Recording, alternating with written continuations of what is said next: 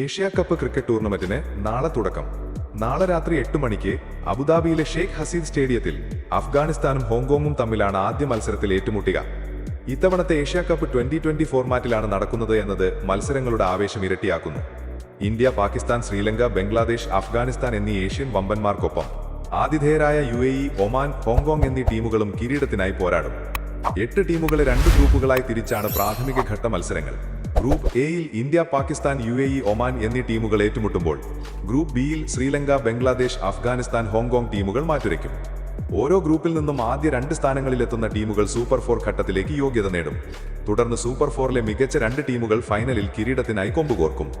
നിലവിലെ ചാമ്പ്യന്മാരായ ഇന്ത്യ തങ്ങളുടെ കിരീടം നിലനിർത്താനുള്ള പോരാട്ടം ആരംഭിക്കുന്നത് സെപ്റ്റംബർ 10-ന് ആതിഥേയരായ UAEക്കെതിരെയാണ്. സൂര്യകുമാർ യാദവിന്റെ നേതൃത്വത്തിൽ യുവനിരയുമായാണ് ഇന്ത്യ ഇത്തവണ ഇറങ്ങുന്നത്. സഞ്ജു സാംസൺ, ശുഭ്മാൻ ഗിൽ, ഹാർദിക് പാണ്ഡ്യ, ജസ്പ്രീത് ബുംറ തുടങ്ങിയ പ്രമുഖ താരങ്ങൾ ടീമിലുണ്ട്. ക്രിക്കറ്റ് ലോകം മുഴുവൻ ആവേശത്തോടെ കാത്തിരിക്കുന്ന ഇന്ത്യ പാകിസ്ഥാൻ ക്ലാസിക് പോരാട്ടത്തിന് സെപ്റ്റംബർ 14-ന് ദുബായ് അന്താരാഷ്ട്ര സ്റ്റേഡിയം സാക്ഷ്യം വഹിക്കും. ഇരു ടീമുകളും ഒരേ ഗ്രൂപ്പിലായതിനാൽ സൂപ്പർ 4 ഘട്ടത്തിലും ഫൈനലിലുമായി വീണ്ടും ഏറ്റുമുട്ടാനുള്ള സാധ്യതയുമുണ്ട്. ഇത് ആരാധകരുടെ ആവേശം വാനോളം ഉയർത്തുന്നു. UAEയിലെ ദുബായ്, അബുദാബി എന്നിവിടങ്ങളിലെ സ്റ്റേഡിയങ്ങളിലാണ് മത്സരങ്ങൾ നടക്കുക. ആവേശകരമായ ബൗണ്ടറികളും അവിശ്വസനീയമായ ക്യാച്ചുകളും ആരുടെയും ഹൃദയമിടിപ്പ് കൂട്ടുന്ന അവസാന ഓവർ ത്രില്ലറുകളുമായി മറ്റൊരു ക്രിക്കറ്റ് മാമാങ്കത്തിനു കൂടി സാക്ഷ്യം വഹിക്കാൻ തയ്യാറെടുക്കാം. ഏഷ്യൻ ക്രിക്കറ്റിന്റെ പുതിയ രാജാക്കന്മാർ ആരായിരിക്കും?